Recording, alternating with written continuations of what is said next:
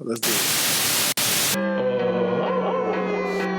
Feeling like Crash Unleashed. One time for the sickos. I'm all elite with the game from the get-go. Ain't full of no stardust, I'm a real nightmare, bruh. You can meet me at the crossroads. Business is booming, I feel like the hearse syndicate, and they tell me don't hurt anybody. I'm way too fly like Kevin, I could do this all night. Step back, it's a private party, I'm more dirty than dumb with the way I live. No saint like Ricky with the vibes I give. Looking at my watch, it's about that time. When I hit him with the toodles, it's a lot like Tiff. Might as well call me Tony. They don't even know that I'm timeless. AJ Francis, all I really know is first class. $1 million man, too priceless. You ain't even over. Shout out to my dogs like Bron. Baby, I'm a limit breaker. You are just a death rider. Can't rest in peace. I saved that for the Undertaker. Proceed with caution, but you ain't Naomi. Can't book the team. Your name must be Tony. IWC say you got to go. I like Jermaine and Gresh. Run it. Let's start the show. Cool kids step to the front. Cool kids. Too sweet sign for the click. Gotta give the people what they want. Gotta get eradicate quick. Yeah, I'm like Seth with the outfits. Coming in hot too live on your outlets. Running these streets like the prophets. Thank God for the new day. Can't stop it. Jay Uso with the yeet. Eat, sleep, flex, and repeat. Whole new swag with a price on the tag like Javon on the young OG. Better recognize on the mouthpiece. See the power level gotta increase. Bring your content on the daily. Feeling like Gresh Unleashed. Greetings and salutations, ladies and gentlemen, boys and girls, non-binary pals, baby mamas, baby daddies, and everybody in between. Welcome back to the Gresh Unleashed podcast. This is episode 128 of the show that brings you the good vibes to the best of our abilities. Joining you as always is the voice that does the most, the purveyor of mischief, Gresh.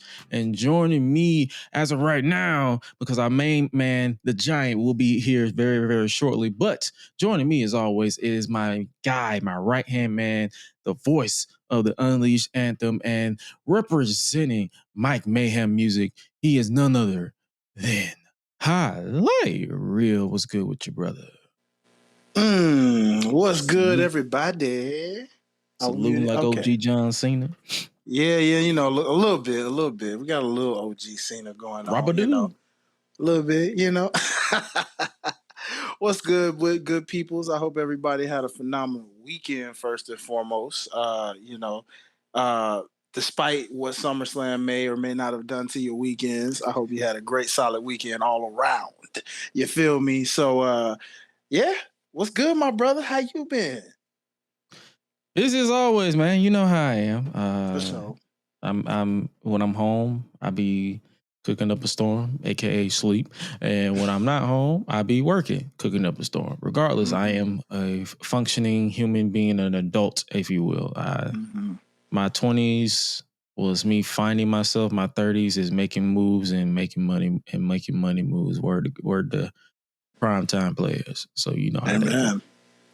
Wise words from those guys, man. You know, they were on to something. Between them and Crime Time, it's just like they taught us everything we needed to know coming into our 30s. About that like, money. I get it now. Yeah. Money. Yeah, that money. You know what I'm saying?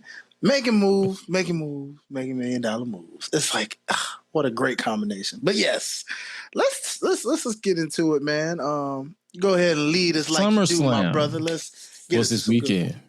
Uh-oh. Yeah. We might as well go in reverse. Because we already talked. I already talked about Saturday. If you haven't already, make sure you guys tap into Public Enemies podcast. I was on the post show for Saturday. I didn't tune in Sunday because I was exhausted from work. So I was like, I got to wind down. My brain was not really functioning as much. But we might as well go ahead and start off with Sunday and how it ended. Because that has had the world in a tailspin. Like when I tell you these people, it was backlash for as long as the Easter Sunday service because it wasn't that long because they was back watching Monday Night Raw the very next night. However, that backlash stemmed from the polarizing return of the one, the only, excuse me, Paul Heyman, Brock Lesnar. Looking like somebody's Viking baby mama. He's back. Yep. And when I tell you what was your initial reaction when you heard that guitar riff in the beginning? All right, so I ain't gonna hold you. I slick fell asleep during the main event. Now, hear me out, people. Before you judge me, it wasn't because I thought the match was boring.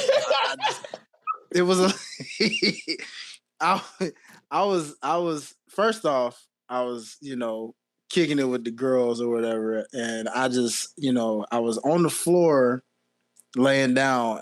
Just watching it. I was enjoying it. And it took over you. Yeah, it was just one of them sweet spots where I just didn't realize I fell asleep. And by the time I woke up, all of a sudden I'm hearing Brock Lesnar's music and I'm seeing this fool and I'm like, what the how you just waking up. You thought he was in an alternate reality. Sleep, but yeah, it's like one of the moments where you thinking like, am I dreaming or am I like? And reality set in like, no, this is real. This fool is back. What the heck? Like I was tripping because I'm like, bro, is this real? He here? I'm like, oh, here we go. So instantly I was just up looking at this and I'm just like, oh my, and then saw what he did. The F5 post scene. I always got to be the victim. 4 years apart. I don't know why. He did it in 21 after SummerSlam. Remember? Exactly. Yes. And then he did it in 2012. So it's just like, why you always got to be on this man's bad side, bro? Y'all just opt for life. Yeah. It seems, it's like, okay, cool. But, that was my initial reaction, yo. Like coming straight up out of a unintentional slight nap, if you will. Seeing this man was just kind of like oh crap, like this is actually happening. This is real. And instantly, like you, I thought about like, okay, this can't be good. What they gonna be saying online? I'm seeing the fake outrage. I was downstairs watching it in my living room. My sister was watching with me. We watched the main event. We made our typical jokes about Cody Rhodes and John Cena because that's what we do. And when we heard the guitar riff, I was like, a part of me thought that like somebody was playing a game because I'm like, the show's ended. And then for some reason, part of me was like, wait, something's about to happen because John Cena's in the ring too long. But then I was prepared for them to go to the post show because they always do the post show after the main event. So I'm like, oh, okay, cool. And then I heard that guitar riff and I'm like, oh, this is gonna go over well. And I was being sarcastic as hell because I'm like, yeah, this is not gonna go over well because niggas do not fuck with this man. And it's like the Janelle Grant case aside, people was already not fucking with him like that. That case, him being implemented in that case, added the hate on top of it. So I'm like, oh, this is going to be interesting for the next couple of hours. So I immediately ran to Twitter and I'm just like, oh, this is bad. Yeah. Like, oh. And I was like, oh shit, this is gonna be interesting for the next couple of hours. And then Raw hit, and everybody's back watching WWE. Because I ain't gonna tell you the reactions I saw online. Like, I'm fuck this company. I'm done with WWE. I'm never gonna watch this again. Like anybody who supports Brock Lesnar, who supports this decision, can unfollow or block me now. And the same people, not even 24 hours later, live tweeting Raw. I'm like, y'all niggas do not know how to stand on fucking business to save your life. I knew y'all wasn't gonna do that shit. It's like clockwork. It's like clockwork every time. Y'all had me feeling like the Joker. I'm like, maybe I'm insane. See, they ain't, they ain't got the type of willpower we got. Like, if we say we not gonna do something, we mean that, John. We stand on it. You know what I mean? I saw them bring back Tessa Blanchard in TNA. I have not watched a single second of TNA since. I stand on business over here. Nigga. They got Moose on NXT. I turned that shit the fuck off. Like, get the fuck out my face. Wait, so you ain't watched the banger with him and Moose? Over Moose? No. Don't ask me what happened, because I couldn't tell you. No. Okay, because I stand on business over here. If I don't fuck with you, I don't fuck with you. It's the principality of the situation. That's real. That's real. No, that's real. That's real. You know, I've been on the separation of certain things, but that's only for Moose when it comes to that. I don't really pay attention to who he is personally as a person. But when y'all tell me, I'm like, oh, see, I don't give a fuck who he is as a person. He always bored me as a wrestler. So when people told me how he is as a person, I'm like, oh, you just gave me more reason to not give a fuck. Not to like him. Oh, nah, bro. Yeah, because I thought him and Oba really went in, bro. Like it was pretty cool to see the dynamic, you know. But that's personal, and that's fine. Like you know me, I'm not here to convince anybody to dislike what I dislike. I'll be like, cool. I'm glad you enjoyed it. I'll take your word for it, and I moved right on. So to see that backlash for Brock's return, and then immediately turn around and watch the same company that y'all like, oh my God, they went full MAGA, this, that, and the third. I'm like, this is why I don't take y'all serious. Yeah, bro. And look, I was listening. You know, I keep my ears to like some of the other people talking about it, and I've heard different thoughts, right? Because you check Twitter most times, and usually what I'll do is I'll listen to like the other content creators and just see what they say about the situation. Ironically enough, JD did the same thing you just did and called out these fake outrage people yet again, because it's like you keep saying that, and then what turns around and happens? You still watch. And it's like, well, say what you want to say and feel what you want to feel about that guy, but when he talks and he tells the truth, and that was true. That's exactly what y'all doing. So what's the point? But then it's like, okay, I heard another person on the other hand mention how like, oh, well, you know, I don't know why people were so upset. I mean, you know, yeah, his name was on the stuff, but he never really legally got into anything or this and that. You know, he was trying to like play it safe. And this was a black I know exactly who you're talking about. By the way, black content creator. So, yeah. And I'm like, well, I mean, I guess. So, like, I'm still just looking at it like, you know what? Feel how you feel. Like I told you in that group chat, I was like, well, I guess this Ray means said Chris did it with way less screaming. Yeah, you know I don't scream about wrestling. Fuck that. No, you guys are right about that. Now that is true because Homeboy turned for no reason. That's why I can't watch this. I can't. That's the reason. One of the reasons why I can't watch them like long term. I can see clips because I can only consume so much yelling. If I want to hear yelling nonstop, I'll join a Church of God in Christ church. No facts, bro. Hey. See, I find it entertaining, and that's why y'all gotta excuse me. Anytime I bring him up, I do it more so because he's hilarious to me, and because I just laugh. Like he's not funny when he tells jokes, but when he gets in that little outrage, turn it up on 10 moment, I just laugh at it because it just absurd. Makes me maniacally laugh. Yeah, because exactly. Because like, especially when y'all tell me like, oh, this dude is like a whole character. He's not even like this in real life. I'm like, that's what makes it even more funny then. Because it's like, Negro, you ain't even for real about this life right now. I forgot who told me that. Like, it was a friend of a friend, and they was like, yo, this man is not like this in real life. He's like chill and laid back.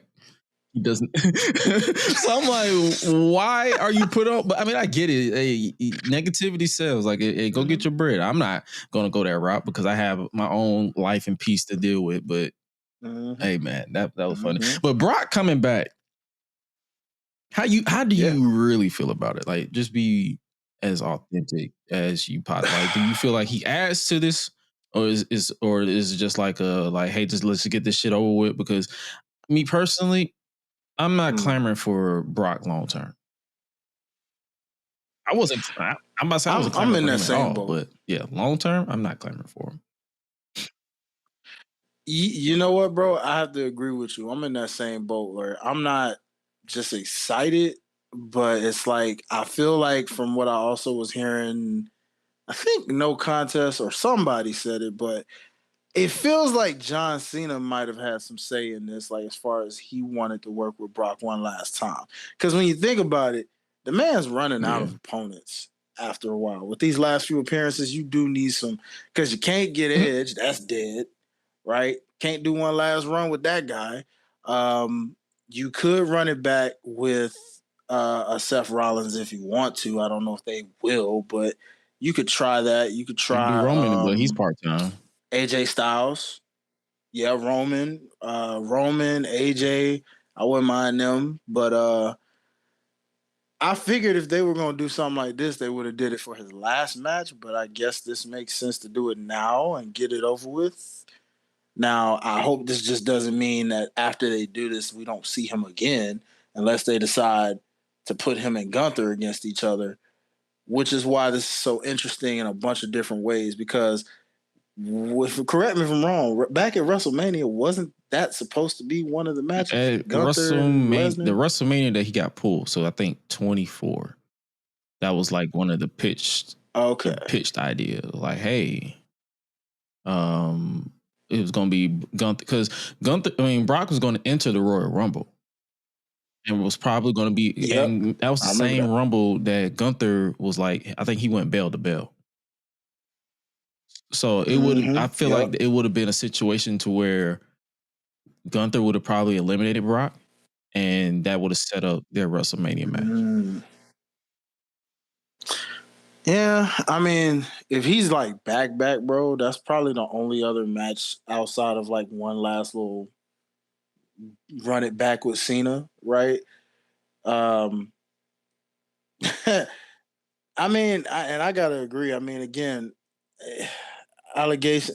Y'all right, because this version of Brock, most times all you're gonna do is and that's the thing. He's been that way. German suplexes. Literally before the allegations came out, the only saving grace was because Brock was just being a goofy cowboy, and everybody was just I've gone on record, like on this show, I've literally praised Cowboy Brock. I'm like, yo, this is some of his best work characterized. He's hilarious, this, that, and the third. But I'm like, I feel like ever since the allegations came out, and it's like allegations aside or lack thereof, because he was implemented in. Let's not even say allegations 100%. He was implemented in this lawsuit, and his name was dropped. Take that out of the equation.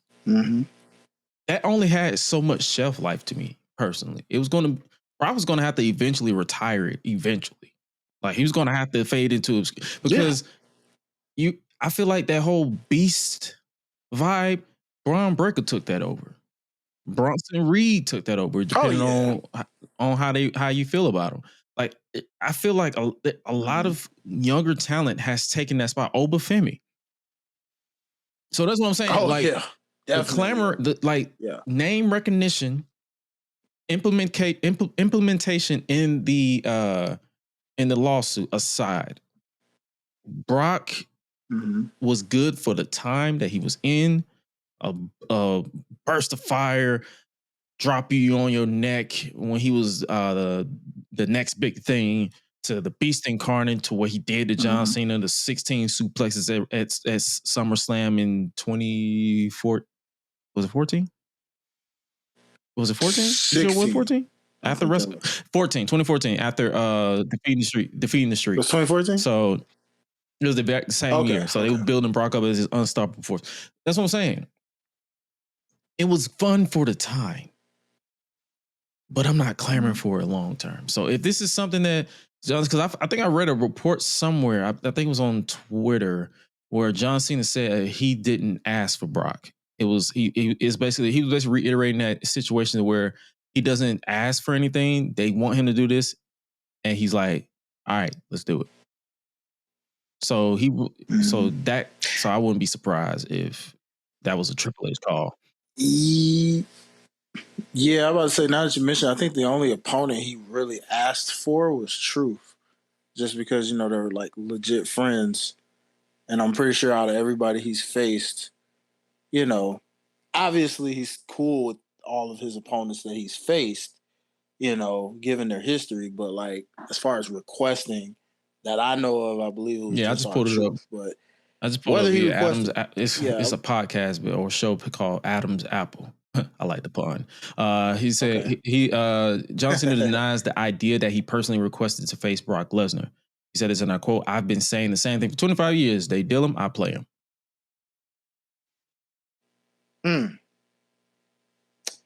All right. I mean, Trips has been wanting to bring this man back for quite a while. And I'm agreeing with a lot of y'all out. Like, again, you'll get no argument from me or Gresh on that because honestly, we agree. Like, you don't need Brock anymore. But if he's here for this, I'm not finna like lose sleep over it. I'm like, WWE showed you the vibe that they've been on for a while. Like this whole implementation or this, I'm just gonna be real. It's unleashed for a reason. This whole, WWE is going 100% MAGA now. WWE is doing this now. Where the fuck have y'all been for the past 25 years? Yeah. Did y'all forget to be a star campaign? Remember 2000? Remember that? In the year 2000, they was literally filming segments in these rallies that was like the Democratic and the Republican. They've been showing like, bro, when Obama and Trump, when Obama and who else? Who was his opponent? George Bush. I think it was George Bush. They showed their hand repeatedly. They're best friends with Trump before he even got into the office. Repeatedly. They've been telling you your hand.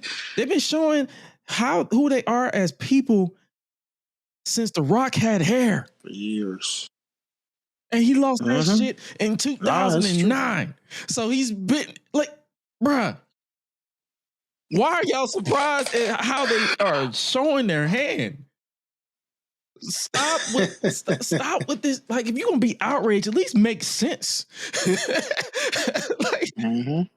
No, hey, bro, you spitting on that because I mean, dog, like I'm looking at this and I'm just laughing at it all because I'm like, hey, bro, this ain't nothing new around the sun. We've been seeing this 1,000 times, and we ain't gonna stop seeing it.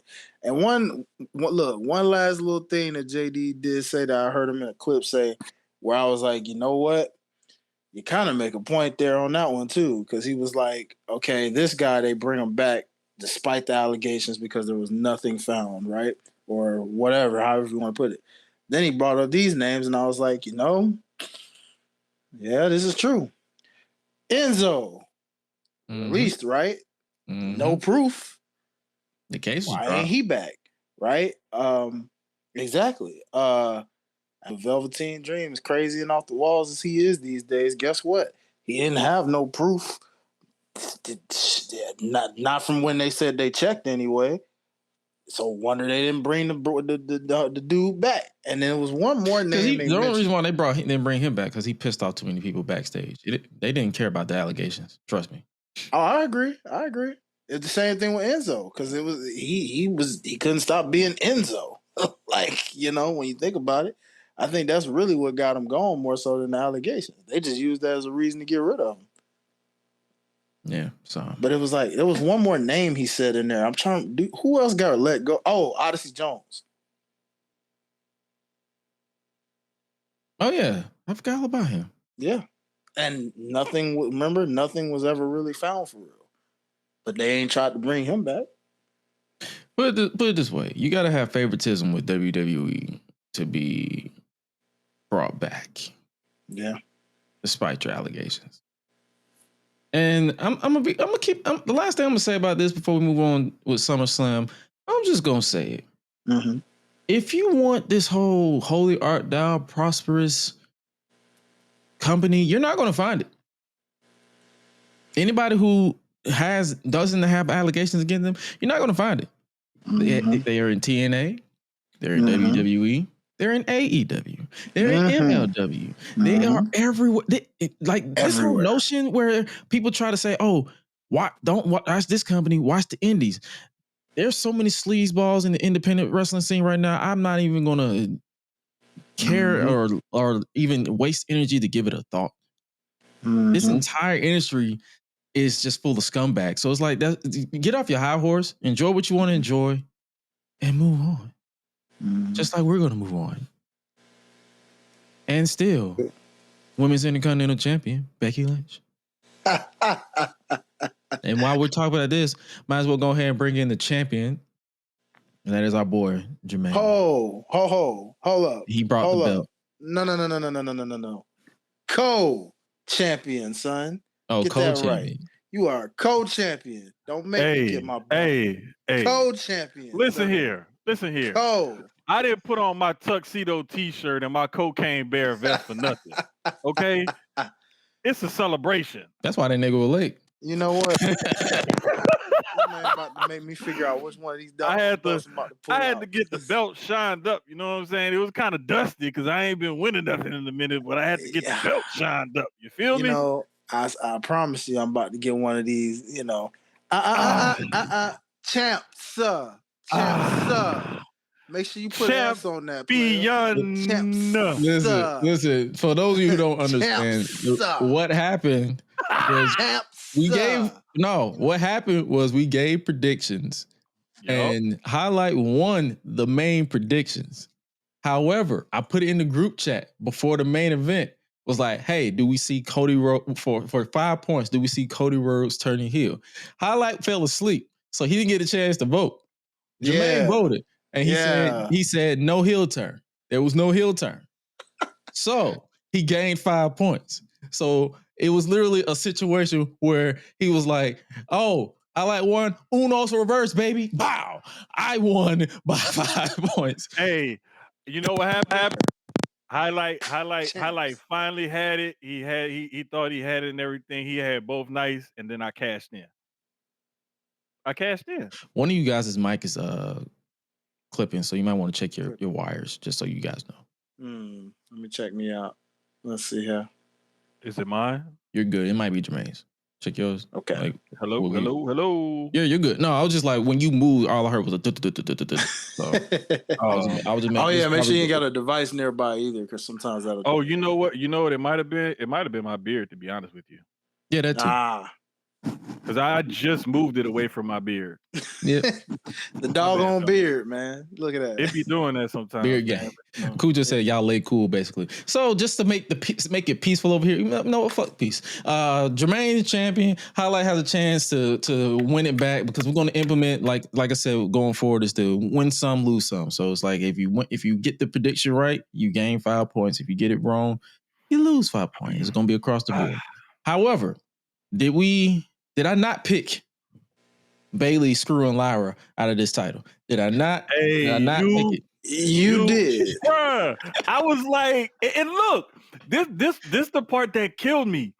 When Becky handed her the crowbar or whatever, it was like, do it. You know you want like she was trying. I was like, oh fuck, Bayley about to turn. I said, you know what? I wouldn't mind a Bayley heel turn right now. I really wouldn't. Because Bayley is a better heel than Becky is. I just think Bayley's a better overall performer than Becky, period. Like that too. But I was thinking it was gonna come in the form of a Bayley heel turn, and it didn't. It came in the form of a whoops, my bad. I ain't mean to do that type of thing. My fault, OG. But it still happened. You called it made sense. I was like, yo, this makes all the sense in the world. Yeah. You have a disagreement on this statement? Bayley's a better heel than Becky? No, not really. I'm just, I'm more so thinking about it, because I'm just thinking about both of their heel turns for a second, and it was like, I mean, he makes a point with that, because if you take when she was heel, I can digest this for you. Yeah, Bayley cooked during the pandemic as a heel. Yes, she did. Becky, if you take away her over the top, like shenanigans as big time Bex, she would have been she would have drowned it in the water as a heel this second time go around. Yeah, she always made the better baby face, because fans don't seem to like to boo her. She just has to try too hard to make them boo her. Is what it is. Yeah, you saw what happened on Raw with Nikki Bella. Yeah, I heard them discuss that one, and we're gonna talk about that in a second. I got some thoughts on that. Yeah, me too, brother. Yeah, because I'm like, oh, this is what we doing. I said, okay, well, if this is what we gonna do, I can't wait to talk to the fellas on that one. But no, I mean, Jermaine, you make a good point, brother. Like, I mean, it's almost like they should probably try to do a double turn with these two at some point. I don't know if they will, but they should. I understand why Becky's a heel right now, makes it easier for her to shout out her hot husband or whatever. And I'm like, didn't y'all do this before as baby faces and that didn't work?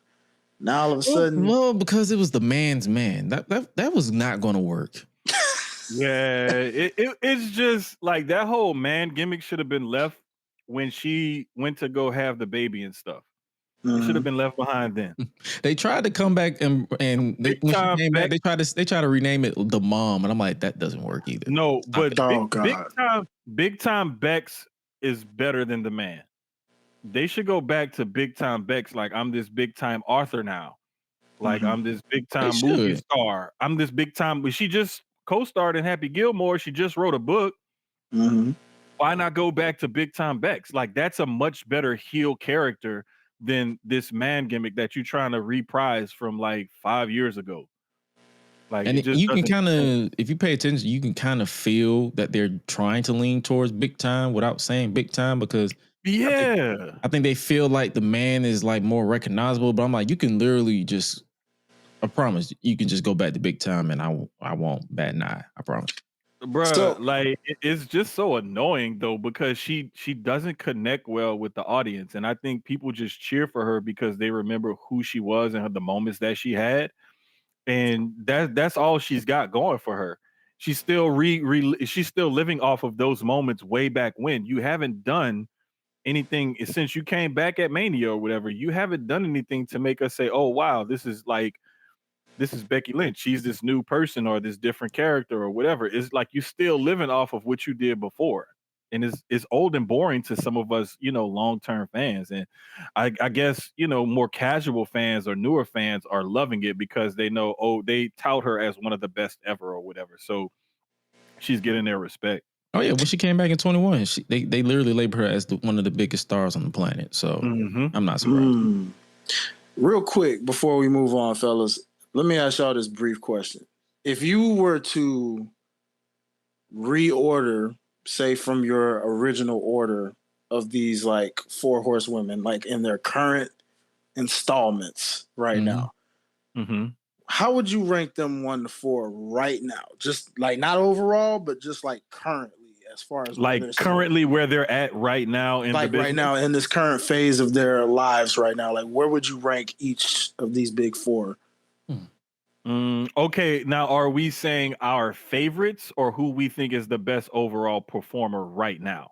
Yeah, as far as like who's just, from accomplishments to, and not overall accomplishments, just like lately, as of like, what have you done for me lately? Like, who like the last 6 months to a year? Yeah, you can go like off the last 6 months to a year. Mercedes, Bailey, damn, the last 2 is kind of hard, but it would be Mercedes first, Bailey second, and then I'd have to say Charlotte, then Becky, because Charlotte came back, won the Rumble, fought for the title at Mania, and now she's a tag champ. Whereas Becky was out for most of that time, came back at Mania, won the tag titles, and then won the Intercontinental title. Okay. I would agree on 1 and 2. Mercedes number 1, Bailey number 2. But I will flip Charlotte and Becky. However, the reason why is because even though Charlotte won the Royal Rumble, I still feel like that feud with Tiffany Stratton was kind of like not that good. So it was passable. It could have been better. Like, you can tell that whole going off script thing kind of brought it down a little bit. And then they just moved on. However, I wouldn't be against flipping it again, because I really been enjoying this Alexa and Charlotte.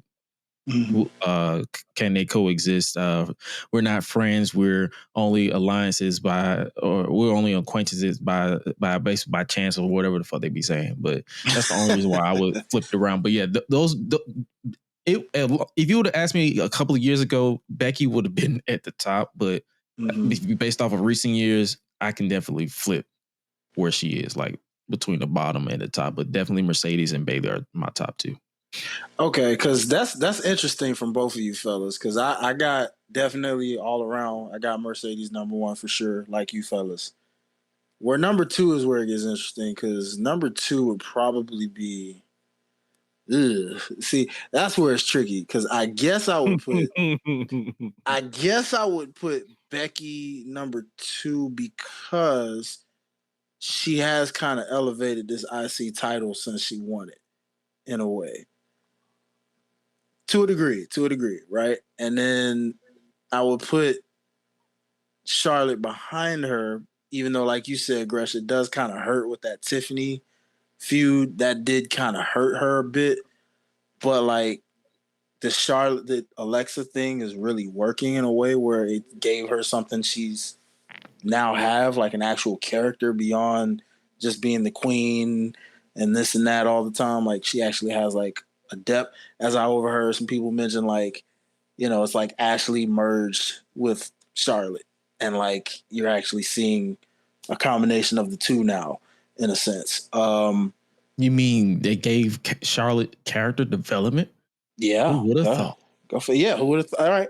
And the reason I got Bayley probably last is just because, I mean, even though she's put on some bangers for sure as in her wrestling bag, accomplishment wise, I mean, you just saw the girl looking pitiful because, bruh, she wasn't on Mania, she wasn't on SummerSlam. Like, bruh, WWE showing her no love right now.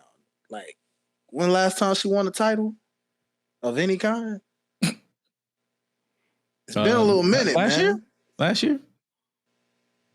Yeah, well, yeah, WrestleMania, right? Yeah. Yeah. When she won the Rumble? That was the last. No, that was 40. Or was it not last year?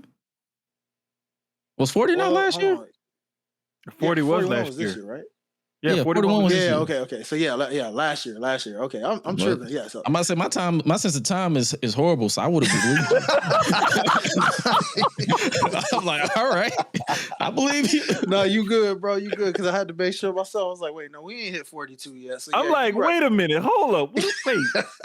Yeah, what are we doing? Like, but you see what I mean? That feels like so long ago, though. That's why it's like my sense of time has been horrible since 2020. So I would definitely nodded and agree. Like, yeah, makes sense. But no, man, y'all did good, man. I just wanted to ask that before we moved on. So go ahead and take it, Gresh. So what do we see? What's next for the men's mid card titles, like Solo Sikoa, Dominic Mysterio? Man, I can see Solo trying to basically hold on to that title using his MFTs and stuff. Mm-hmm. But there's going to be somebody that's going to be part of a clique or have a group of friends or something that's going to figure it out.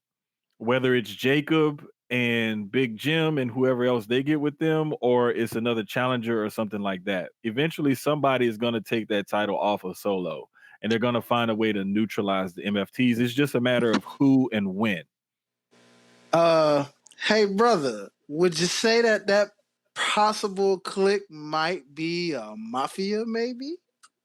Look at this guy. Look at this guy. Don? Look at this guy. Honestly, I'm just saying, honestly, you know who I would really like to see in that position, who did that title a little bit of justice when he did hold it? Who's that? L.A. Knight. Yeah. As far as the IC title, bro, Dom is just doing such good work in ring, character wise, promo wise. Like, it's all clicking for Dom, and I really don't see him losing that title anytime soon. Like, it's hard for me to figure out a scenario in which Dom loses the title other than Finn screws him out of it. Facts. Bro, when I say I've been listening to 2 of these interviews with him, I heard him on the 520 podcast, and then of course I heard him on Busted Open. And when I say this man is hilarious and really believes, like, I mean, even though it's so funny how, like, he really loves his dad, but the fact that he still calls his man deadbeat dad, greatest Mysterio of all time. And he's like, no, seriously, because he's like, look, I'm challenging for a title that he never even challenged for, or I'm doing all of this, and I'm only 5 years in my experience here, and this, that. Like, of course, I'm the greatest Mysterio of all time, and like I could tell half of him really means it, but it's like also the kayfabe of just like, man, I know he's proud of you, but he's also like, you little Hey, but this is what's funny though, because he'll say things like, "I'm only quote unquote 5 years," but he really celebrated his 20th anniversary. Mm-hmm. So it's like he'll blur the lines and kind of play with stuff. But Dom is so it's almost like when you look at second and third generation wrestlers, whether you look at them now currently in the game or in the past, call it a hot take or call it what you want, but Dom is working on being one of the greatest second generation wrestlers or third generation wrestlers we've seen in quite some time. And he's not even 30 yet. And he's already one of the hottest heels. And if he just makes a certain tweak to his character, could be one of the hottest baby faces as well. Because I agree. The boos that he gets when he's trying to talk is insane. And the pop that he got at Mania, the pop that he got at Triple Out when he was down there, insane. Like, people love him, but they also hate him. And there's nobody, like, he does it on purpose. Whereas Cena just had people who like either really liked him or really didn't.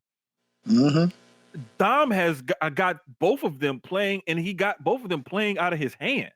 It's insane to see him work, bro. He is like truly like one of the best characters in the business. I agree. Real quick before you move on, Gresh, to answer your question, I will say this. I did see a tweet from a certain person that you rocking right now on your shirt that said, for now, when he said, when WWE posted the graphic that he's still IC champ, he tweeted, he tweeted, Lord Jesus, he quote tweeted and was like, for now. And I was like, what you trying to say, Mello? Let me find out you. He's grasping at straws. Let's just keep the spade a spade. That man is trying to get on TV some way, shape, or form. He's like, hey, bro, I will go after Dom and give him the match of his life. Just put me on fucking TV. Put me on the show. And I agree. Hey, look, we want Mello. God dang it. I'll say it with y'all. Yeah, we want Mello because it's, bruh, I ain't gonna hold you. Like, I'm looking at the people that came out from the same draft class like they showed in that graphic. I don't get it. I'm like, bro, what? Oh no, he got the short end of the stick. The thing is, I think I either thought it or I said it.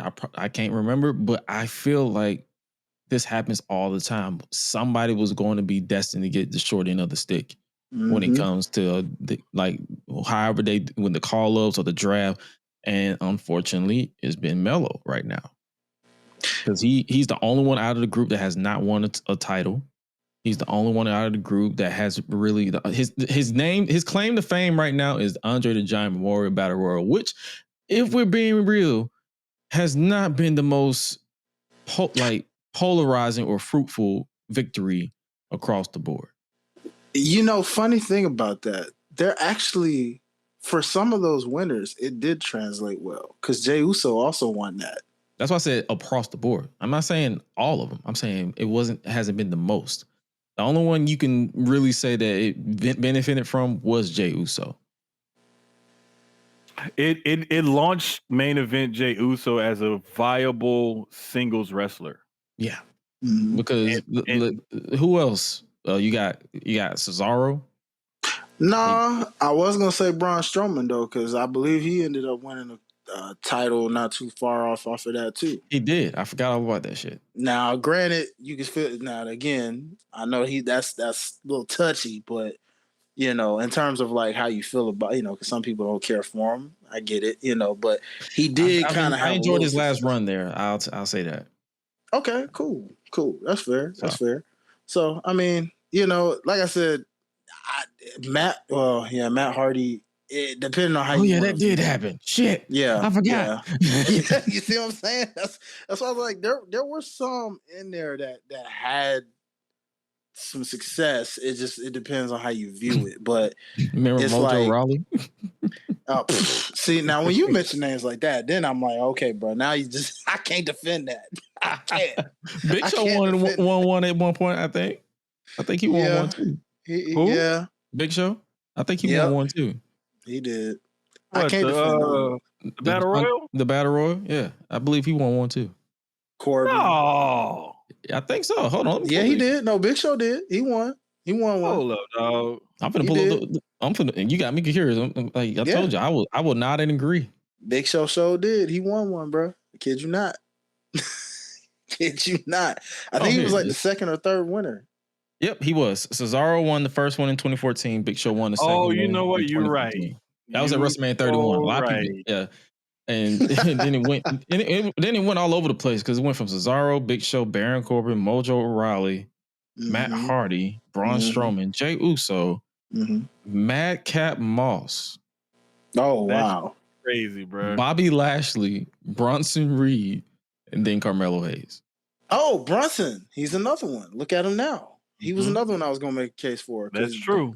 So that's why I say it hasn't been across the board. Because remember, like later on that year, he did the Survivor Series and everything. That's when he broke his ankles or whatever. Both. I'm like, God damn. Yeah. Okay. So I mean, it's hit or miss. It's hit or miss. Yeah. So and I still got a problem with Bronson Reed. Like, brother, you too big for that shit. Why the fuck you do that?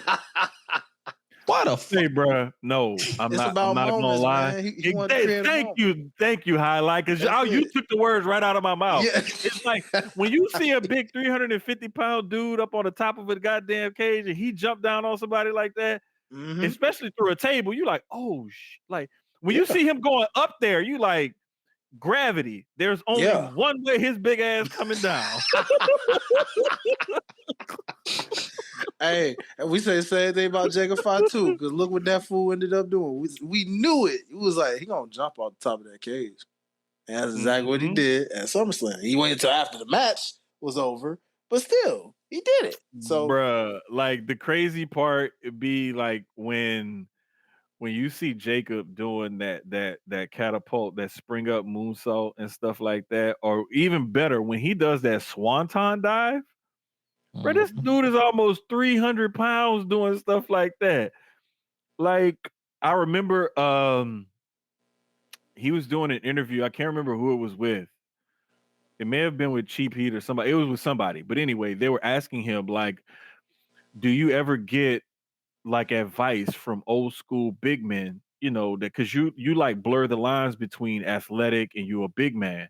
Do you ever get like told like, hey, you need to work stiffer, you need to work bigger or whatever, instead of doing all this flippy shit or athletic stuff? And he was like, yeah, you know, sometimes I gotta like kind of blend it in and everything. And he handled the question very well, and I love the way he answered it. But it was just the fact that they saw it too, because I don't mind with his move, the way he moves and stuff like that, because he'll run over you with that like that crossbody, kind of like Bray Wyatt used to do. Or sometimes I've seen him use the pounce, or he'll hit you with some power moves like that the family move, the cheek attack in the corner or whatever you want to call it. Like ass to face. Yeah, he hits you with some high impact, like big man stuff, but at the same time, he's athletic enough to where he can do that. And people forget, like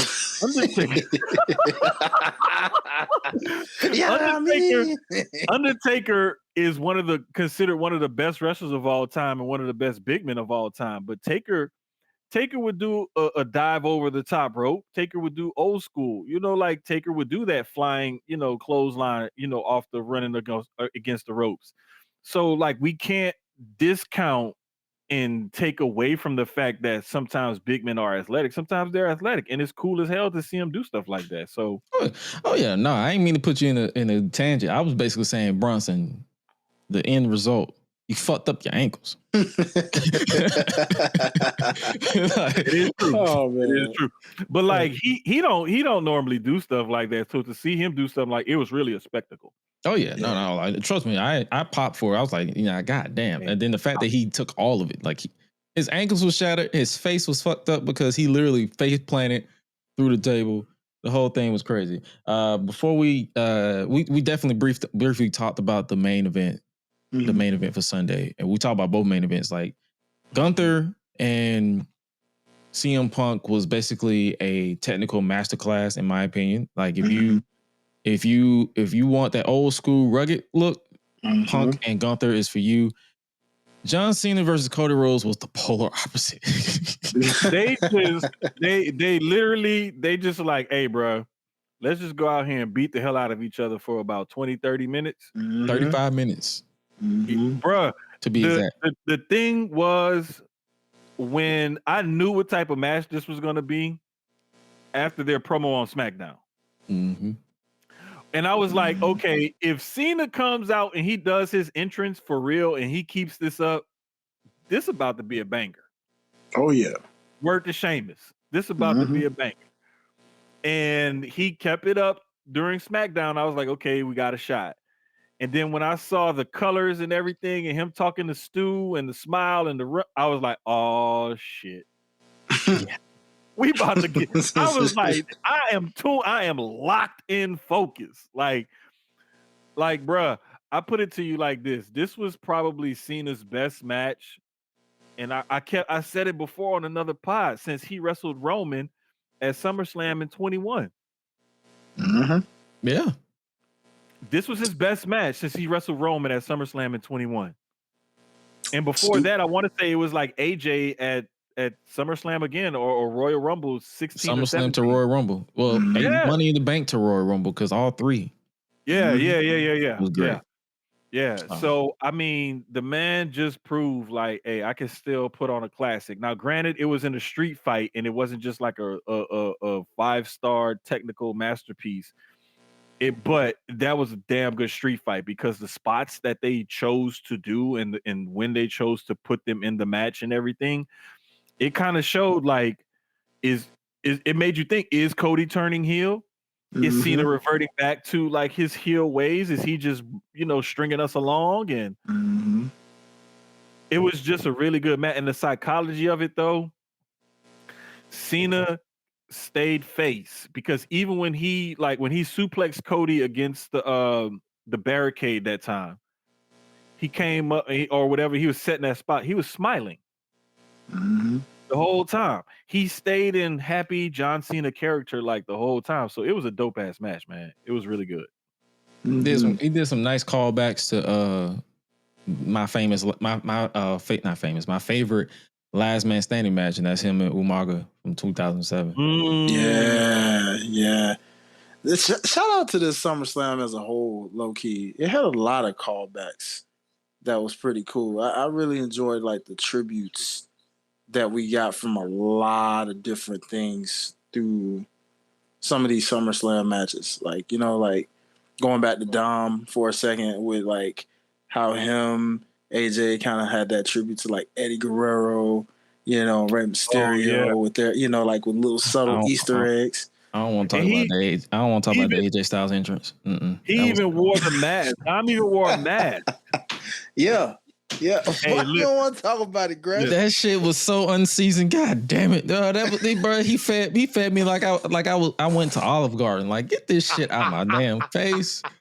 Like, hey man, bro. I feel you. He didn't shimmy. He didn't like, his shimmy was so goddamn still. He inadvertently started dry humping. That's how bad his shimmy was. He was supposed to shimmy. That man started thrusting. I'm like, what are we doing? Hey, bro, listen. I feel that. You gotta let Uncle Allen have it. You know what I'm saying? Yeah. He can have it, but I'm gonna give my opinion too. I'm like, you can have it, but you gonna have this last one too, goddamn it, because that shit was ass. No. Chris said, look, you can have it, all right, but I'm about to let you have it. Move your hand, goddammit. You want to cry? I'm going to give you something to cry about. Exactly. Come on.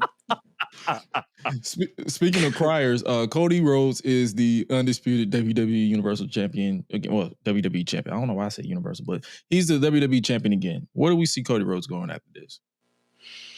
Because John and Brock is definitely the next thing, but Cody is the top dog once again. RKO. Oh, you know what? I wouldn't mind it, because there was a callback to that when Randy was helping him out or whatever, and he had the title. And you remember they were in the locker room, and Randy was looking at the belt or had grabbed the belt or touched it or something like that.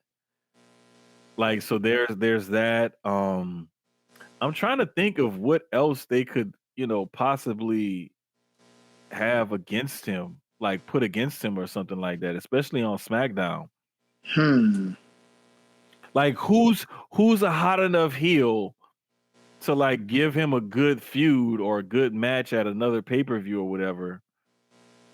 Like, who can we think of? Like, who are they gonna pull out? Like, pause. Good catch, brother. You know what I'm saying? Like, what are they gonna put opposite of Cody to say, like, okay, here's this next challenger? You know what I'm saying? Like, we don't really know or have that person. Like on Raw, you could probably say, you could look at Rusev, with the stuff that he's doing with Sheamus right now, if they were ever to split them up. You could look at, I mean, if Solo wasn't busy with, the US title, you could say, Solo has gotten himself back up to a level where you could see him in a main event title picture or something like that. See Jacob? Jacob could be one, but he's not heel. So that's the only factor. But still, it could be like, hey, like, you know what I'm saying? Like, I'm tired of messing around with my cousin and this and that. I'm destined for bigger and better things. Like, I'm coming after you now. You quarterback number one. I'm a pass rusher. I'm coming to sack you. Like something like that. Like, like there's something that they could play off of. And then, like, let's just say Cody wins because, of course, they want Cody to retain and hold the title on much longer. And it could be like a dapping up, like, hey, bro, like, you stepped up, but I'm still QB1, like, but you coming for me. I see you. It could be something like that. But outside of that, man, I don't know. I really don't know. They're building up Aleister Black, I've noticed. Depending on how serious they take it, he may be another. Because him and Cody did have some bangers in AEW, if I'm not mistaken. So, like, the chemistry Cody doesn't fake retire this time. But wait. Yeah. here's another one that low key, I wish that they would just go ahead and stop effing around and give the man his money. But if they re-sign Karrion Kross, I could definitely see Karrion Kross playing that same I'm trying to bring the real you out and get you to admit the truth with Cody, especially after the shit Cody had to do in order to beat Cena in this match. Karrion Kross would be the perfect next opponent for Cody Rhodes right now. Yeah. When you think about it, the character that he's been portraying, that makes sense. That would make sense. Like, hey, it would. I've been exposing liars, and you the biggest liar of them all. It is like it's teed up for him. It's teed up for him. This is like I don't know, like you like I can't even say like how teed up this is for a Karrion Kross Cody Rhodes feud. This is like putting a ball on the tee for Barry Bonds back in 2003 and being like, all right, Barry, hit this. What you think Barry gonna do with it? He gonna crush it. Hit me. Listen, story-wise, I'm with you. And then the bell rings. Hey man, don't do my boy like that, dog. Come on, man. I'm Come sorry. on, man. I can't. Don't do my boy like that. I can't. Bro. I had don't to let do my you. boy like that, I man. had to let you. He said, hey, nigga, I'm gonna let you finish, but this bell rings and that nigga is ass. Because I believe it. Like, the story is intriguing for sure. Like, all of what you said, yes, I'm with it. And then the bell rings. And you know we not gonna care because then we just gonna be too. Bro, I'm sorry because like they said, bro, I heard some folks talking about it's like, bro, Sammy's one of the best in the world when it comes to wrestling, bro. And if you couldn't get a classic out of all this outcry, you had a chance at SummerSlam to steal the show. I don't even care if they only gave you 7 minutes. You could have made that the best 7 or 8 minutes ever, and you didn't.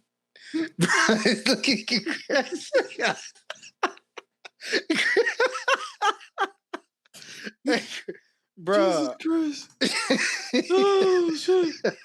That's some shit I would have said. God damn. Hey, man, you know you've been growing on me, dog. You already know you've been rubbing off on me, man. It's the influence. It's just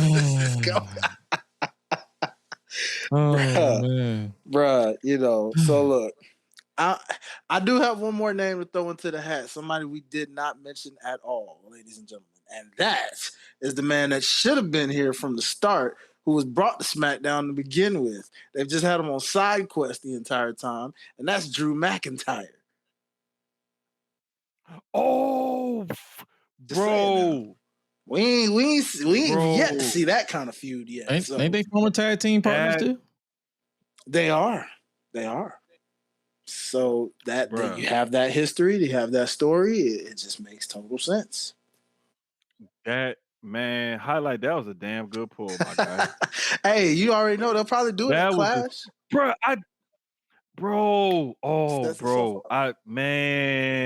I totally like, bro, that. That's probably why they won it. That's probably why they won too. Yeah. Good point. Hell yeah. Good point. Or you know what else? How about it be him and Logan? Triple threat against Cody in a triple threat. At this point, I don't even detest Logan Paul. As far as like, I've accepted that he's going to be around, so I don't even argue anymore. If he's there, he's there. Yeah, I'm not against it. I'm not against it. It's gotten to the point that I think I'm just, I don't know. I'm like, whatever. Like, he's gonna put on good matches. He is horrible on the microphone. Horrible. But he puts on good matches. And he's the type of heel that gets people to truly hate him because of who he is in real life and the character that he tries to portray on WWE television. And so it's just one of those things where it's like, he's like a necessary evil nowadays, because they're not pulling the trigger on certain guys that can be just as good of a heel in the company. And I mean, let's just be real. He brings in an audience and he brings in viewers and stuff like that. And he has WWE wrestlers on his podcast and stuff. So he helps give them exposure and everything. And he has his sports drink or whatever has a deal with WWE that's prominently featured at ringside and sometimes in in-ring advertising. So he's going to be around. I don't know how much longer, but he's going to be around for a little while. So we might as well just get used to it. Oh, yeah, I've gotten used to it at this point. I don't even argue anymore. I'm like, his music, hey, yo, I'm like, all right, time for the Logan Paul shit. Exactly. Bro, I put it to you like this. I just roll my eyes and be like, man, hurry up and get into the ring the goddamn. Just ring the goddamn ring the goddamn bell. But speaking of heels, how do we, on SmackDown, we mentioned SmackDown too in the promo between Cody and John Cena. How do we feel about John Cena's heel run now that it's over?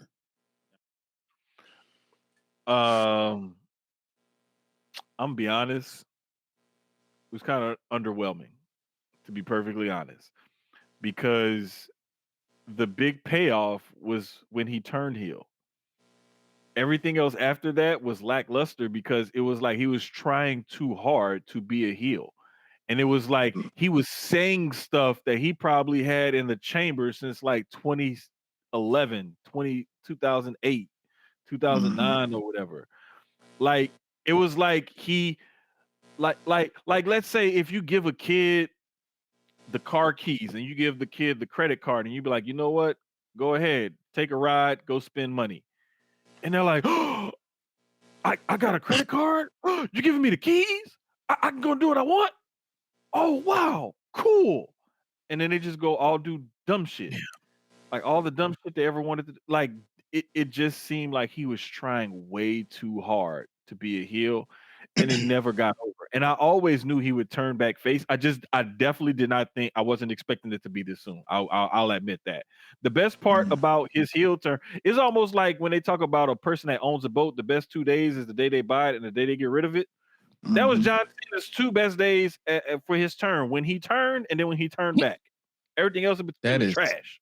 That is a nice way to put it, because I feel like promo delivery wise, him choosing the monotone version of reading everything. I'm like, bro, there's reading the script and then there's whatever the fuck he was doing. I'm like, yo, what? Like that, like case in point, that backstage promo with him and Jey Uso. I forgot it was before Money in the Bank, or it was during Saturday Night's Main Event. I'm like, yo, dog, what are you doing? Like, I am going to ruin wrestling. I am going to ruin. Matter of fact, you beat me. It's about time that that you lose too. I did. I love you. You love me. We are a big happy family. Like, nigga, you suck. Stop.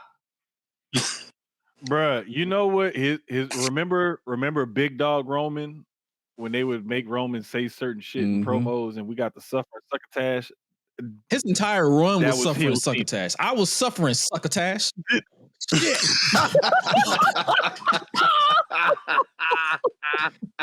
Damn. Hey, man. God damn it, Greg. We on one night. Like, I'm gonna play a spade. Like, god damn it, this shit is ass. Like, bro, this ain't what I begged for when I was younger. Cause I was one of the people when I was younger. I was like, yo, when is John Cena gonna turn heel? Like, he needs a change, blah, blah, blah. But I'm like, yo, we finally got it. I'm like, no, go back. I apologize. I'm sorry. I apologize for my outburst. No, this was this is what it. When I really got back into wrestling heavy, and it was Super Cena era, and my son was like young and impressionable and everything, and he was a Cena fan, and I literally got pics of him laying out his John Cena outfit to go to WrestleMania 30 in, right? And I was like, man, I can't wait for this motherfucker to turn heel. And it never happened. Bro, fast forward, my son is 22 and he's trying to go to the army now, and John Cena's about to retire. And I'm like, motherfucker waited all this time to turn heel. He did this shit. Like, for real. Now, I will say, match wise, my son couldn't even get back exactly, into because it wasn't nothing to get back into. He was like, huh? John Cena's a heel? I was like, yeah, he's a heel now. Oh, okay. Like that's how. And when you look back at the highlights of this run, you can be like, oh, okay. You know what? And this is why, bruh. I wish I could have recorded his reaction, because that's exactly what he did. Oh, okay. See, this is why my iteration of heel Cena will always be 2003, and I'll leave it at that. Word, motherfucking life. That's it. It's the only heel Cena I know. That's it. That's the only heel Cena. Chain gang, chain gang, baby. You gotta be chain gang. If you wasn't down with chain gang Cena, come on, man. You too young to talk to me. That's it. Go talk to somebody else about New Day Man Inc. And we about to make it famous. Taking over Earth and still kicking your anus. I'm like, ha. Wordplay. Word. Exactly. Hey, still the only platinum selling rapper / wrestler. I keep forgetting that man platinum, and then I play it. I'm like, yeah, this makes sense. Hey, like, we got to give that man his props, dog. We got to get. Matter of fact, I will give him his props because of his talent. But really, props go to Stephanie McMahon, because if you ever hear that story, her tell that story, or him tell that story, it was really her who influenced him to do what he did to push him towards that character. Because he was on his way out the door. Shout out to Steph, man. Yeah, damn near. Damn, I mean, like, he was pretty damn close. That would suck too, because the indie scene was nowhere near what it is now. Oh no! If John Cena would have been fired, I feel like he would have just never wrestled again, and the entire landscape of wrestling would be vastly different. Oh, it would have sucked. I think he would have tried, but there wasn't enough for him to do to, like, you know what I'm saying? Like Highlight just said, the indie scene and everything else wasn't set up. it wasn't set up for him to be like to figure out who he could have been and then make his way back. Not like it is now. I mean, who's to say he couldn't have done it, but it just wasn't set up for that at that time. Yeah, that's basically what I mean. I'm like, it would have, like, the entire landscape of wrestling would be different. Like, people like to talk about Terry and all this stuff. If John Cena would have left the first time when he was on his way out, it would have been like someone else probably would have been in his spot, but they wouldn't have been in his spot as long as he's been in his spot. Because Chris Masters, we would have got. No, I don't even think Chris Masters. I didn't even hear what this nigga said. Chris Masters. No, I heard exactly what that nigga said, bro. No, I heard exactly. Bro, what you he talking said. about a Vince era and a Vince time. Look at how many different people you went through back then. Rene Dupree, Chris Masters. But I'm saying though, like, you know who would have been, like, real talk? It would have been a lot of Randy Orton. It would have been a lot of Batista. It would have been a lot of Triple H. It would have been a lot more of possibly Brock Lesnar and them possibly giving into Brock and trying to keep him instead of letting him walk. Because I think that, and it would have been probably a lot more of like, let's try to figure out what the hell we gonna do with Kurt Angle and try to keep him straight and keep him on the roster, something like that. It would have been a lot more of that. Sean too, even though Sean just wanted to win that belt once. He was like kind of trying to go on his way out gracefully, and they was trying to keep him around or whatever. We would have had a lot more of Taker at the top of the card. Mr. Kennedy, like, he probably, but this is my thing though. Like, when it comes to guys like Mr. Kennedy and stuff like that, Orton kind of killed his push or whatever. That's how the story goes. Look, that nigga nuked that entire man's career. Like, that brother ain't been the same since. Never. He was Mr. Anderson. Saying. It was hit or miss because it was TNA during the Hogan era, but dang. Now he's Mr. I Train Tiffany. Hey, bro, like, that being his name to fame of late is like, wow. Wow, you trained other people to be better than you. That is crazy. Hey, it's happened to some of the best. True. It's true. I'm just on one. But yeah, that's our thoughts on John Cena's heel turn. It was like, it could have been better. You can just tell it was just a situation where Triple H just wanted to create a moment.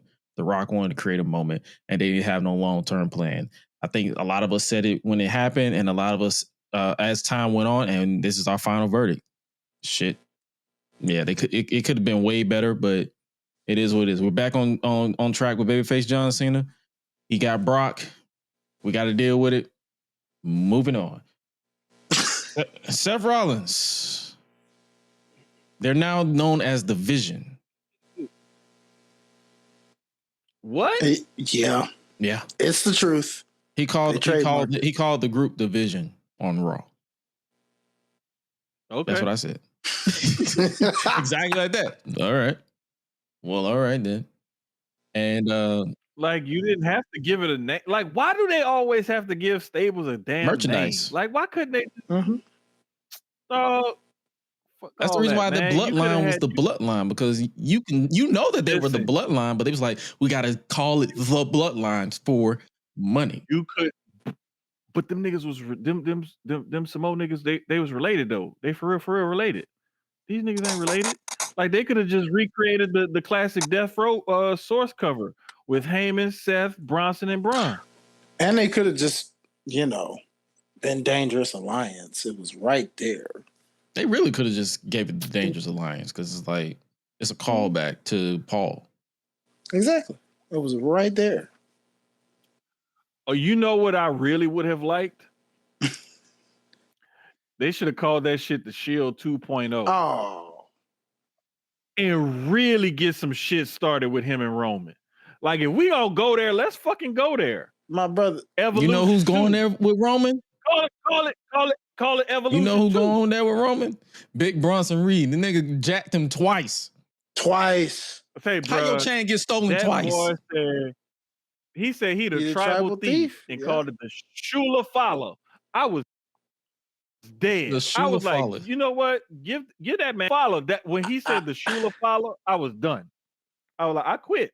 I literally, when I saw that shit, I closed my Twitter app. I was like, you know, close the fucking app. I'm done. I quit. I need a break. I can't do this no more. Dog. I can't do this shit no more. Like, what the fuck? Hey, he made my white vocabulary come out. I need some reefer.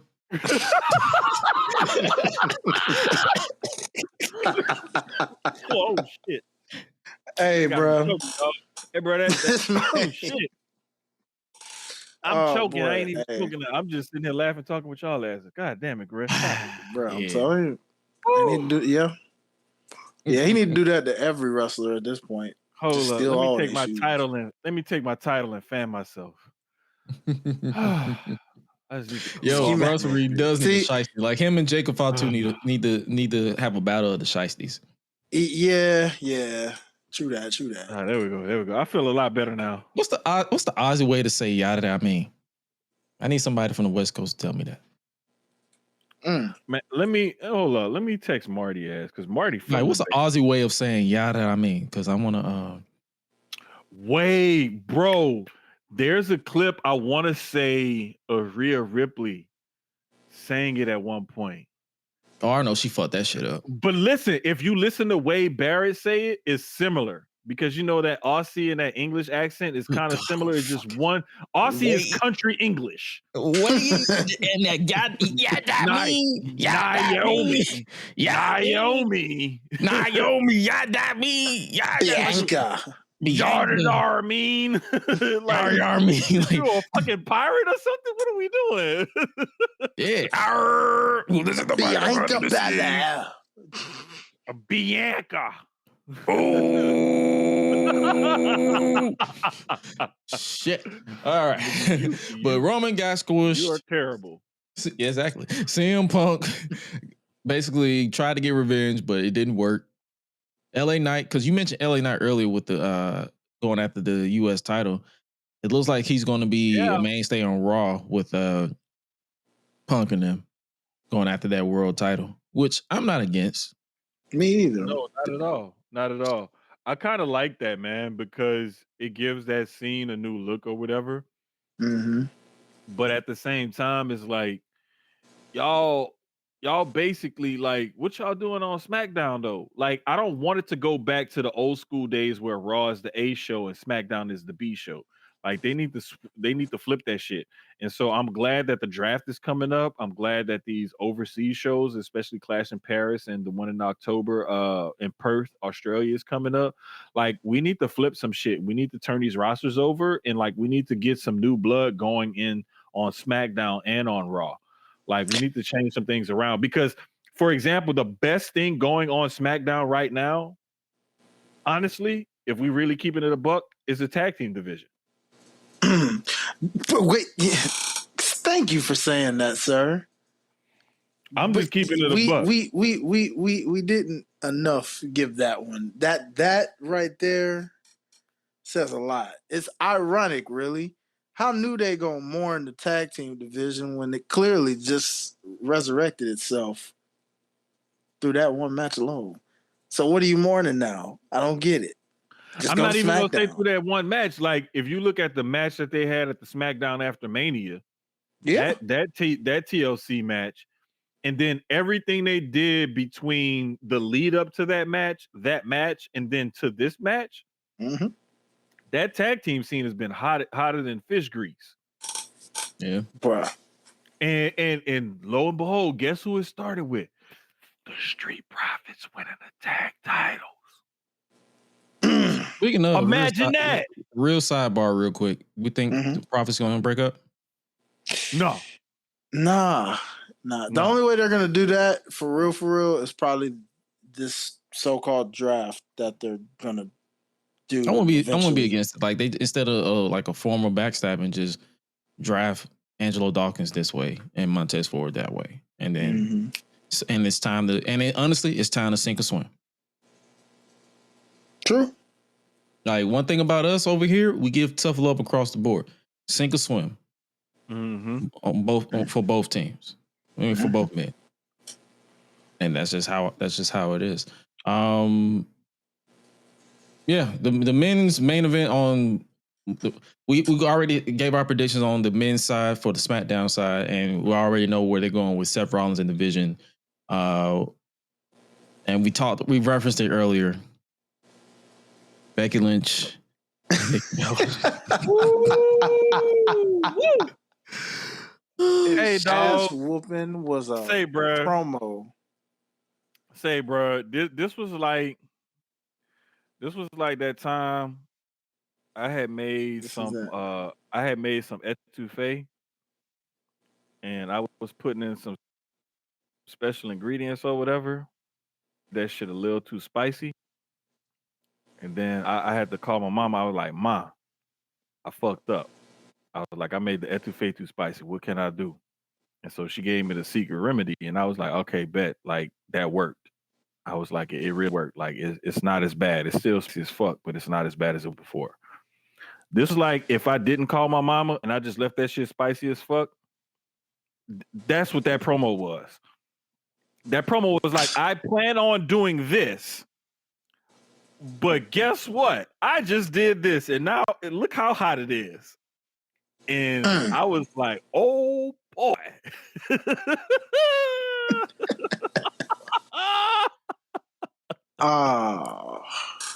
Listen, I would normally be against the references of outside relations and failures there, because we was just talking about Tiffany Stratton going off script with Charlotte Flair. However, Nikki Bella walked her ass right into that. She mentioned Happy Gilmore too. Her lines were cut in the final movie. I saw Becky more than I saw Nikki. I watched the movie twice. Once sober, once under the influence. I hated the first time sober, and I enjoyed it. I enjoyed it a little bit more when I was not all there. But I digress. Nikki was in that movie? Exactly. Exactly. What? Exactly. She was supposed to be in the movie, but her shit got cut. Oh, ow! She was in the trailer. She was in the trailer, but her shit got cut in the final cut. Bro, what? Me too, bro. I didn't even know this. Yeah. I just heard about MJF and Becky Lynch. I didn't even know Nikki Bella was in that shit. She had a few scenes in there. Like that's the reason why Becky was like, she was like, well, I'm actually a star in Happy Gilmore too, unlike you. And I'm like, side character, but I digress. Nonetheless, you know how big time like the overhype herself. No, I know. And then Nikki mentioned, you're just a liar, just like your husband. I'm like, oh, why the fuck you do that? Oh boy! As soon as I saw that, as soon as she mentioned Seth, I was like, why the fuck you do that, bruh? Wait, it was this motion right here when she did that, and Becky did like this. She put her head down and like nodded her head and walked around, and then she came back and she looked at her and locked eyes with her. I was like, oh shit, you done fucked up. It's like when. What's that mean? You know you done fucked up, nigga. Bruh, that's what it is. Bruh, like Becky was like, oh boy, and what's that movie? The woman movie where he look and he go, you raggedy bitch. Oh dude. That was Becky. You raggedy Becky bitch. Was like, oh, you went there? Becky was like, you raggedy bitch. She was like, except she actually won when she called her a raggedy bitch. Basically. Yeah. She was like, she basically said this, and I quote, because I'm not finna say it as I said it. She said this: you mentioned me and my hot husband. Me and my hot husband is the greatest wrestling couple of all time. Which at one point would have been you and your wait. Ooh, you can't see him anymore. Oh, the bruh. way that crowd reacted, bruh. Like, you knew it was over. It was a dude like he wasn't front row. He was like maybe second or third row. That Oh, had in the suit? suit jacket. Yeah, you know who I'm talking about. He stood up just like this. Boy, and I'm like, yeah, that was the face I made. Shout out to Ellis, because Ellis is the one who made that face when Taker finally lost at Mania 30. Mm-hmm, I remember. And they got him ringside. That reminded me of Ellis's face at WrestleMania 30. I was like, and it's like, even though Nikki didn't get the last word, she tried to come back to like really back in to challenge for the title. But I'm like, nope. Okay, I hear you. However, what? I'm still stuck on this because it's like, you could, if you look at her face, she was just like, you could tell she wanted to laugh or cry. I don't know, but her face, you could see the face of defeat. Oh, she was defeated. And I'm like, say, bro, when Nikki turned around, she was like, God damn, that bitch got me. Got me. It's funny.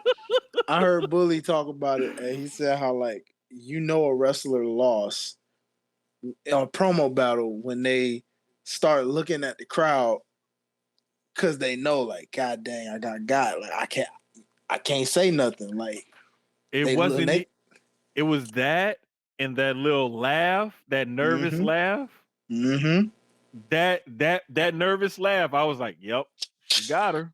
Barrel, bow, you gone. Yep. That's it. It's just like, but in fairness, let's just keep it a buck, people. Why did you set that woman up to begin with anyway? She was set the fuck up. What Bella has ever been good on the mic? She was set the fuck up. She was like dog. And that's she's never been fault. good on the mic at all. And that's and I've heard worse. Yes. I've heard fucking Sable talk. Yeah. I've heard worse. God. Wait. Oh my God. But the worst part about it was, though, to me, was that you made Becky look like a Mike Savant. And to make Becky look like a Mike Savant, you gotta be really fucking bad. Yeah. Legit. Because and I'm not trying to knock Becky. Like, Becky, she has her moments on the mic. Mm-hmm. But that was like old school, like Gary Payton to Shawn Kemp. That was like Shaq to Kobe against the Trailblazers. Mm-hmm. Like, that was like Kobe like when dunking on Dwight Howard. Nuts all in you. Bro, yeah. it was like, it's like you ever seen a pitcher throw a ball and he don't really locate that fastball and it go right down and he already know, like, before it even gets to home plate, like, God damn, I done fucked up. Becky Lynch. That's what that whole promo was. Becky Lynch is the female fine speech. What she says fine. She has this thing where when she looks down and she starts like a little bit, that's her fine speech. She basically is like, you done fucked up now.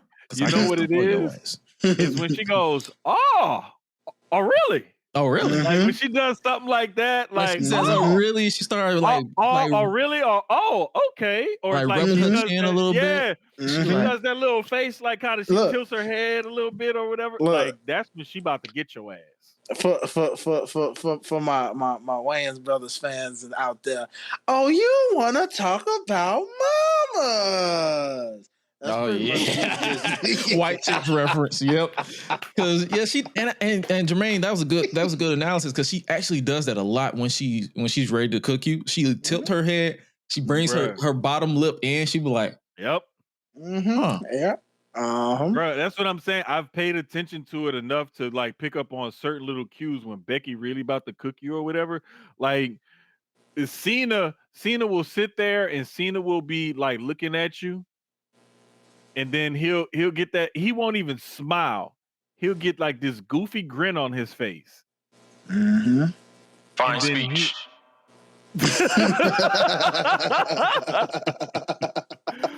and what?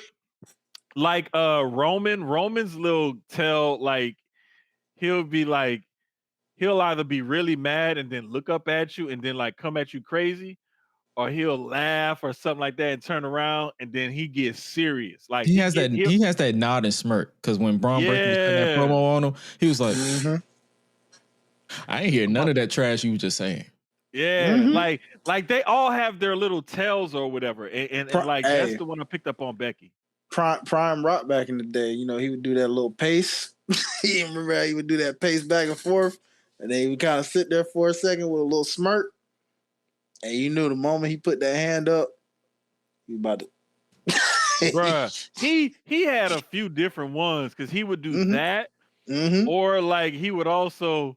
He'll look over his opponent's shoulder. He'll be like, "Yep, yeah," and it's like he about to cook you. Oh yeah, really I still remember that time he cooked Edge and Christian alone, and was just like, "Oh, they tried," and I was like, I still quote him cooking Booker T and Shane McMahon. Yeah. Booker T and Shane, the punk ass sucker and the silver spoon motherfucker. I'm like, Booker T had done like Whoopi, Shane McMahon, still a pussy. I remember this shit. Like, yo, this shit is hilarious. He almost killed Jericho upon his debut. That one right there was one of the best ones. Yeah. It was like, okay, that look. Who because he that's right. Hell are you? Them glasses be on. He's like, it doesn't matter, bro. That it doesn't matter was bigger. That it doesn't matter was up there with what you're gonna do and all that type shit. Like around the time, like if as soon as you heard it doesn't matter, like you already know you're cooked. Yeah. Bro, them glasses was on, that frown face, and you knew, oh shit. He about to, bruh. If he pulled one of these, if he did like this, like that was another one. That was another one. That was another one. When he pulled the thing, he was like, him looking over his shades was more so like, I, you know. It was like then you're fucked up, right? And then I still remember, bro. I still remember him butchering him slaughtering Al Snow. Ow. You want to talk? Ow. Who? He said, ow. Hey, you want the great one, the most electrifying man in all of entertainment, and Al? Hey, I still don't know what this man did to piss him off, bro. What always get me is when he got Billy, and God Himself opened up the heavens. Bob. Hey, God. Yes, it's Billy. Bob. It's Billy. It doesn't matter what your name is. Bro, y'all stupid, bro. But before we move on, or at least try to get this is I had to find the picture, but Nikki Bella was in Happy Gilmore in the trailer. Hey, right bro, next to Becky. That nigga had the but you can't even tell that's her because she got the little hat on and shit. But that was her. That was her. Yo, what? That's crazy, bro. I had to find it. I was like, yo, I could have sworn. She was she was there, but her talking scenes were cut, and she didn't find out about it until the premiere. Oh, she walked up in there, and then it was like, where's my? No, it got cut. Dang, bro, that's the worst feeling. You showing up with your family and your friends, man. Like, hey, yeah, girl, come see me in that movie. Where you at?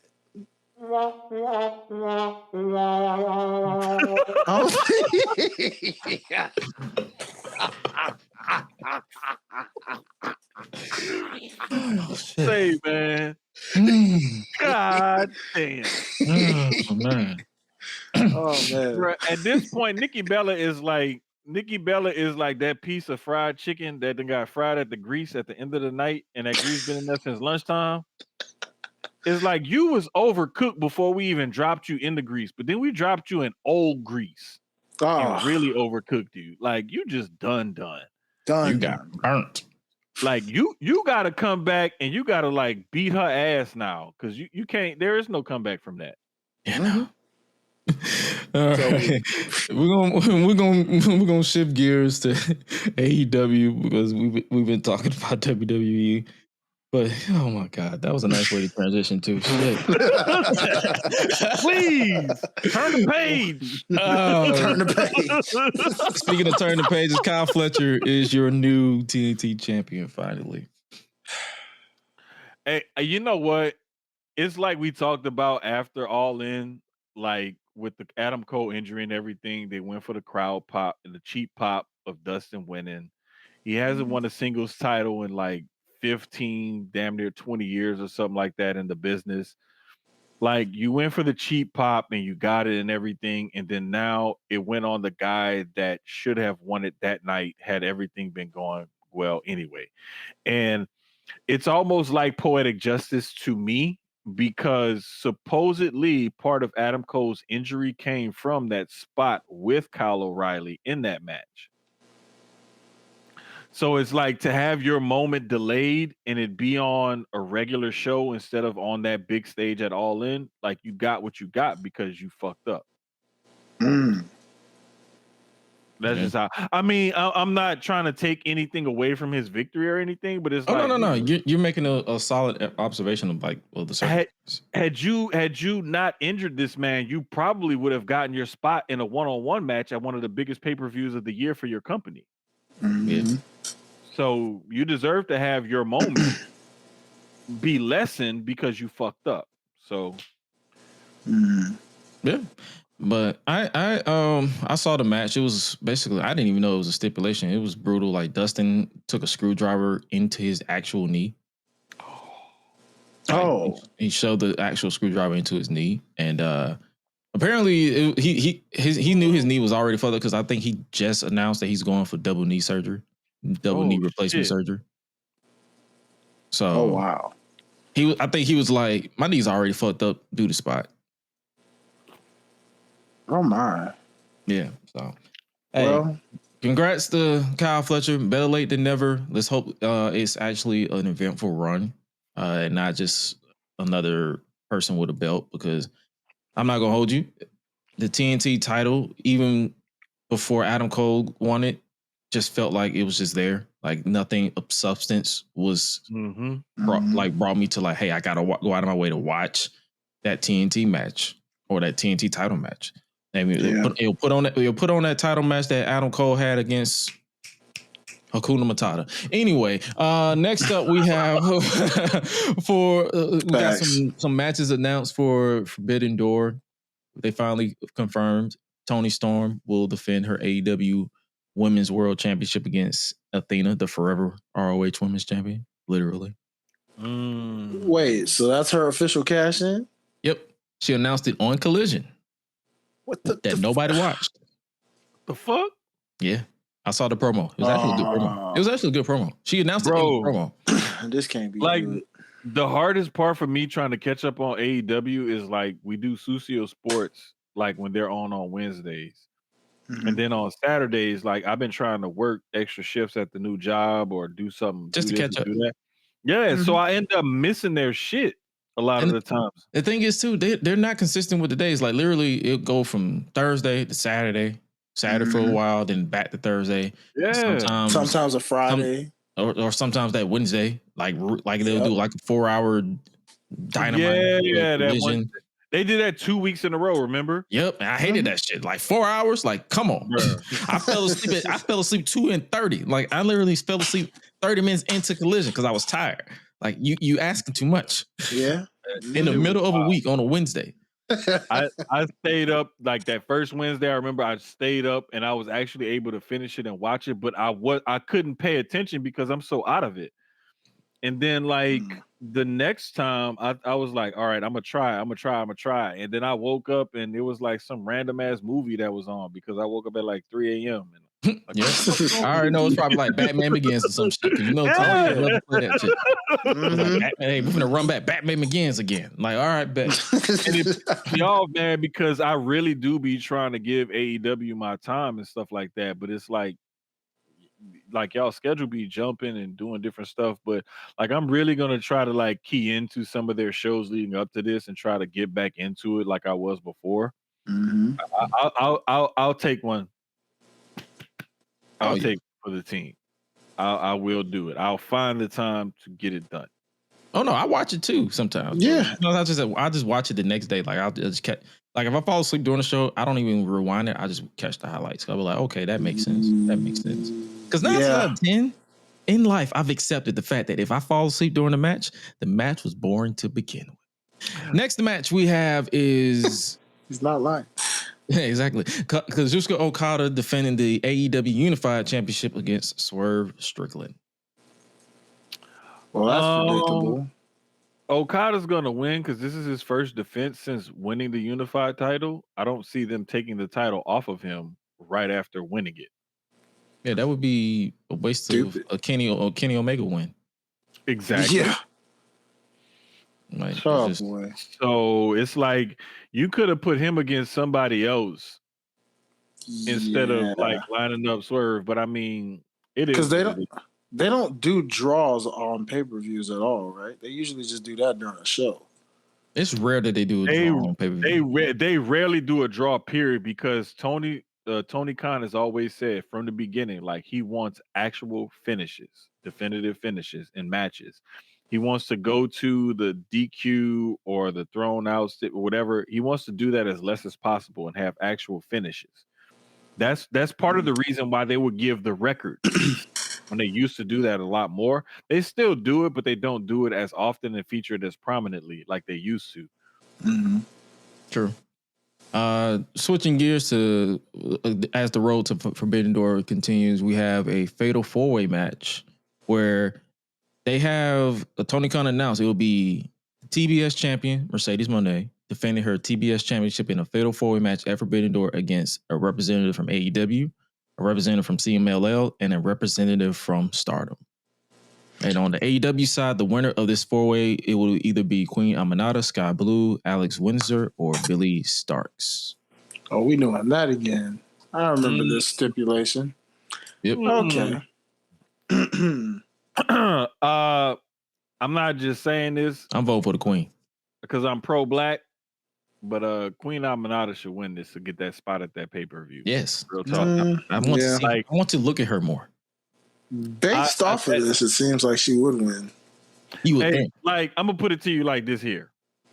The reason why I feel like she gonna win is because when God was making black women, he went salt bait. He was like,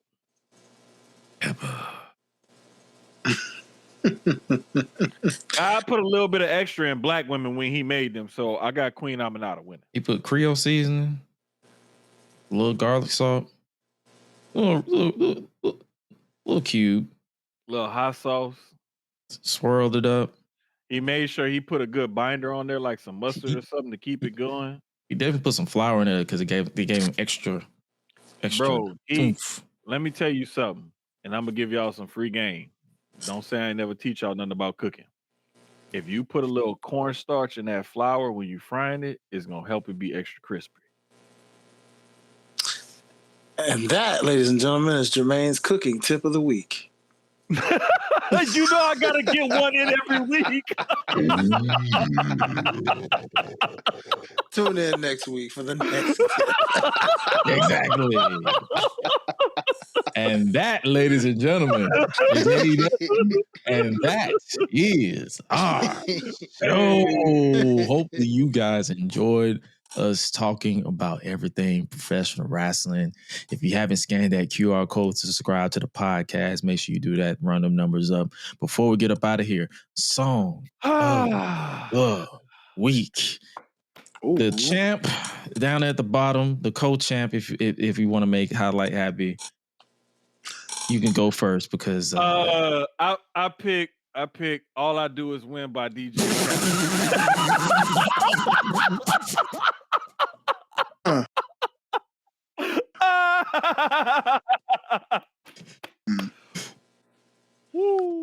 Gresh, give your pick for a second. Give your pick. Hold on, let me think about this shit. Hold on, give your pick for a second.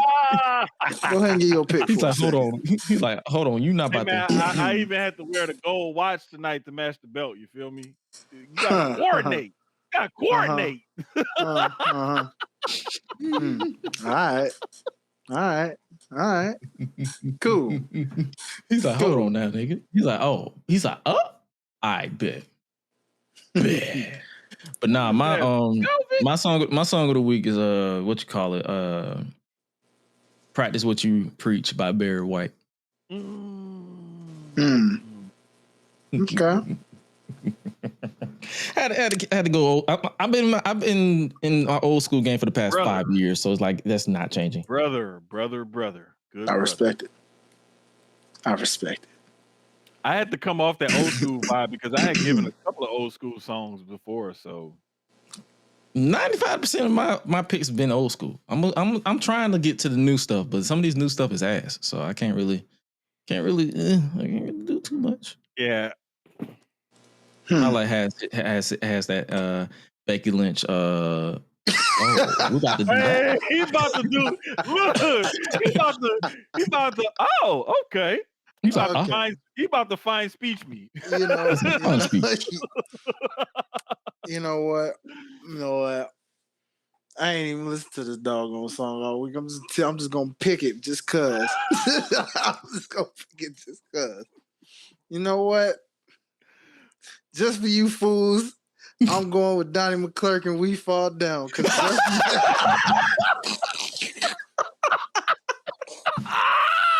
I'm done. I quit, bro. I quit. Like I swear, it was an hour drive from where I was working at to the house.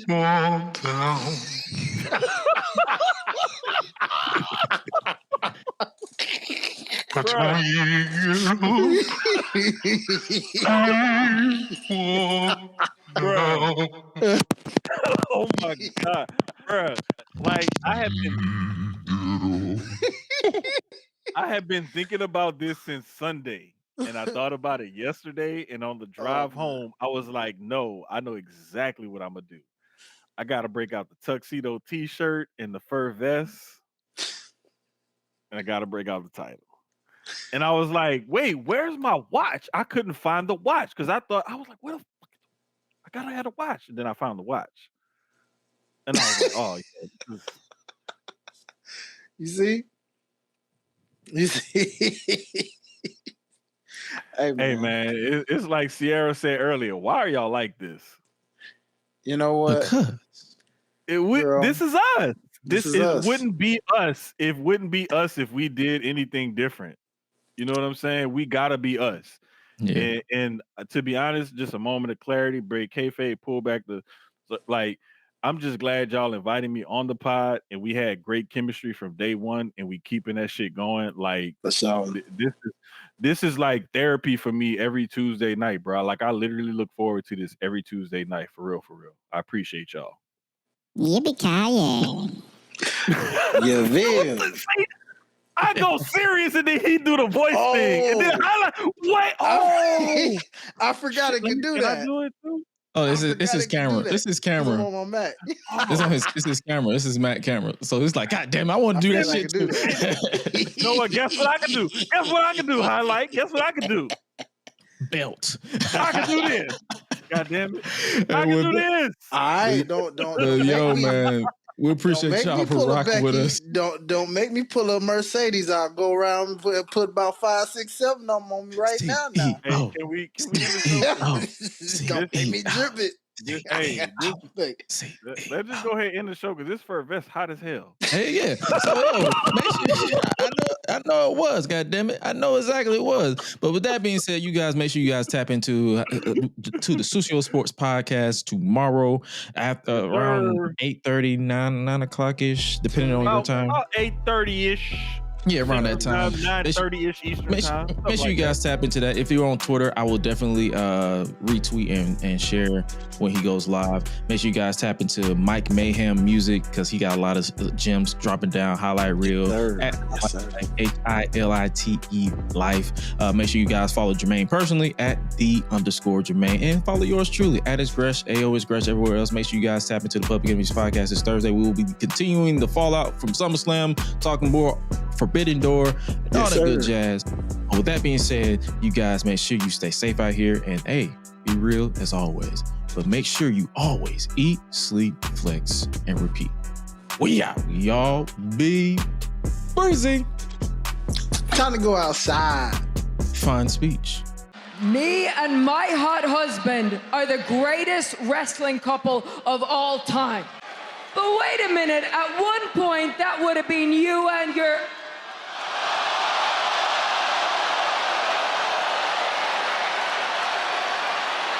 Oh wait, you can't see him anymore.